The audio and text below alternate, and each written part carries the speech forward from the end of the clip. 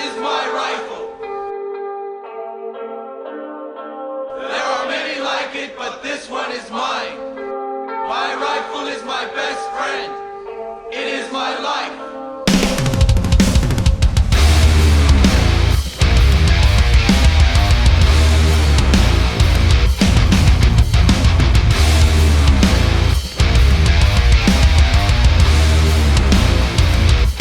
Hey, what's up guys? Joker here. Today's video is going to serve as an introduction and overview of my new PC build here for 2016 called Black Mesa. It is going to be an all black themed affair when it is finally done. I'm still using my white EVGA cables in there right now. Those are the pre-made cable sets that you can get from them. I'm going to be upgrading those to black ones from Cable Mod, which are going to be more themed to this build, and from what I'm led to believe, those are actually going to be a little bit nicer than these ones here from EVGA because they're more of the like paracord type material, while these EVGA ones are like a plasticky type material. They're a lot tougher than I thought they would be. They look good in a final build, but they're really not very nice to work with, and the Cable Mod ones are about the same price, so I'm going to do like a side-by-side comparison when I do get those in the final build video, and I'll show you guys all of that in there. I didn't see much cause to upgrade my motherboard or my power supply in this transition, so I'm still using the Asus X99A motherboard. I just had to do a quick BIOS update in order to support the i7-6800K, which I did put in this build coming from my 5820K. And the power supply is the EVGA 1300 watt G2, which is completely overkill for this build, but when I got it, it was like $170, so I saved a lot of money when I got that power supply, and it should be more than enough power to last me for many years, so that's why I'm still using that particular power supply.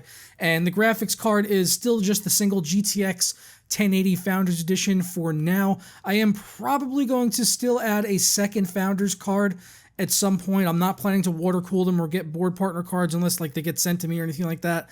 If I'm left up to my own devices and I decide to do SLI, I'm going to get a second Founders Edition card, and that'll be my SLI setup for the GTX 1080s. But honestly, right now I've been very satisfied with the single card, playing the games I want to play even at 4K like Overwatch, maxing that game out no problems and getting a solid 60 FPS. So I'm pretty happy right now with the single GTX 1080 if I'm being honest.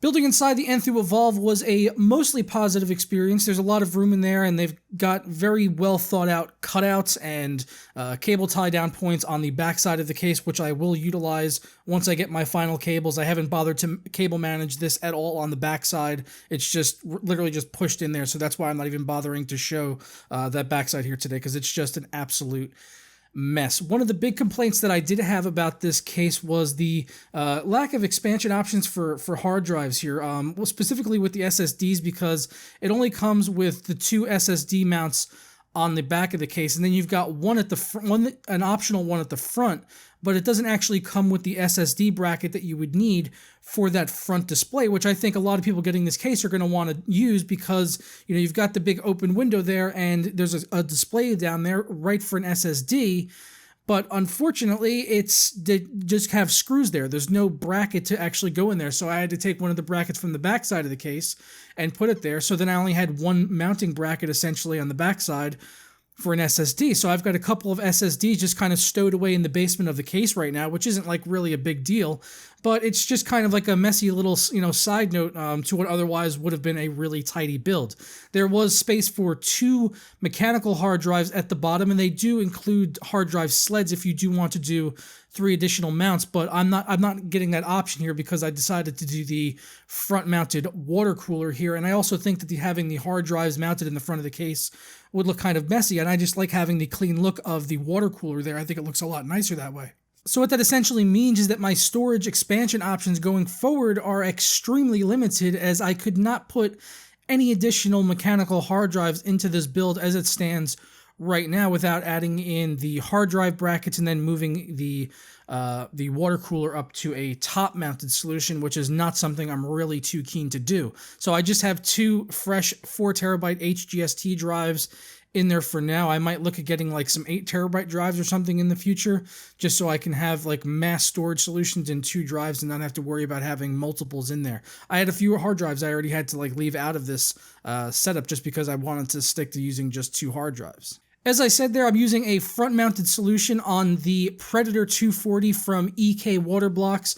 This water cooler is just absolutely insane as far as the build quality is concerned, like with the rubber tubing on here and the fittings, the block itself, like everything on here just feels absolutely quality, and it just feels substantial. You know, it was $200 for this cooler, which is a lot more than other 240 millimeter water coolers you're going to see out there on the market, but I've used some of the better ones out there, like the Intermax LickTech 240, which I like a lot, and the build quality on this compared to that is just apples and oranges. This is just above and beyond the build quality of some of the other coolers out there, with the pump on here and the tubing and everything like that on here is just absolutely superb. No complaints there as far as that is concerned. And the Vardar fans, super quiet in the low RPM setting that I'm using, which keeps them at around 500 RPMs, and that keeps the 6800K nice and cool.